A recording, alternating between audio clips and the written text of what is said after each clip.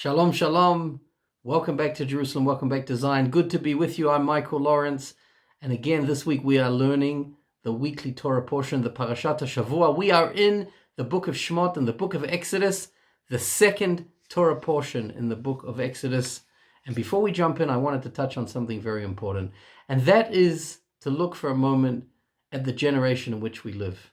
A time when we are connected almost 24/7 to the internet, and we are exposed to and able to see the world as it happens. It's remarkable. Now, there are dangers of this, and particularly to children, should they not be supervised during their time on the internet. There are many dangers and bad influences involved there. But one of the positives, if we're to pinpoint the positives of being an interconnected world today through the internet, it is that we see what is going on. And we're able to see travesties and cruelties and imprisonments and immoral behavior towards nations, towards communities, and towards individuals and to families.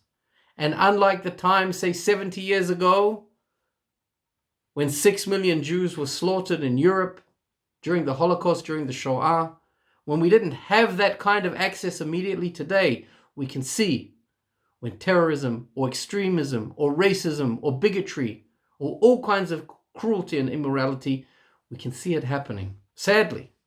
But we have that access through all kinds of social media platforms and beyond. Facebook, YouTube, Twitter, Instagram. We can identify and we can take action. And Dafka, actually, in this week's Torah portion, we see action taken to rescue a people imprisoned. God, in verse 5 of this week's parasha, we're talking chapter 6 of the book of Exodus at verse 5, he says, Ani shamati et na'akat b'nei Yisrael. I heard the groan, the calling out, the screaming of the children of Israel. And he calls on Moses, he appears to Moses, and he reminds Moses in verse 4 of chapter 6 of the covenant, El Avraham, El Yitzchak, ve'el Yaakov, the covenant he had with the ancestors, with the forefathers of the Jewish people and of the world. And God enters the world. He sees a people imprisoned. He hears them screaming out, and he teams up with Moses. He says, Moses, at verse 10 and 11, come, speak to Paro, speak to the king of Egypt. Come, speak to Paro, king of Egypt, that he send the children of Israel from his land.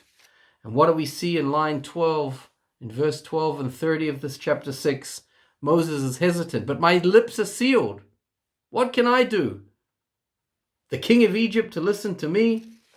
Chapter 7, verse 1, God says, this is a team game. You have your brother. He will be with you. He will be your spokesperson. You will go in there together and I will be with you. Play this game, Moses. Work with me here, Moses. We're going in to rescue a people. And what's fascinating about this week's Torah portion is that it's not only rescuing an imprisoned people, but it's taking them on a journey that will see a new set of laws, a new set of traditions being given to us and to the world at Har Sinai, at Mount Sinai, as they travel on the way to the land promised to them and to the forefathers, the land of Israel. We will see in this week's Torah portion 7 plagues, the first 7 plagues that are brought down on Egypt. And every time the king of Egypt, Pharaoh, his heart is hardened. And only next week, in the next Torah portion, when we see the final 3, does he finally let the Bnei Israel, the children of Israel, go, only to pursue them. And all of them, of course, drown, the Egyptians, that is, the soldiers, in the Sea of Reeds as it splits. You know, it's fascinating. Rabbi Jonathan Sacks, Chief Rabbi Lord Jonathan Sacks, who passed away just recently, the former Chief Rabbi of the British Commonwealth, he finds this Torah portion extremely inspiring. He calls it a spine-tingling moment every time he reads this Torah portion each year. Why does he say that? He says because God entered history at this time. And he taught us something extremely important, and it's what I touched on in the beginning of this short session together. God entered history, says Jonathan Sacks, and he taught us that oppression and injustice is not ingrained into the human condition.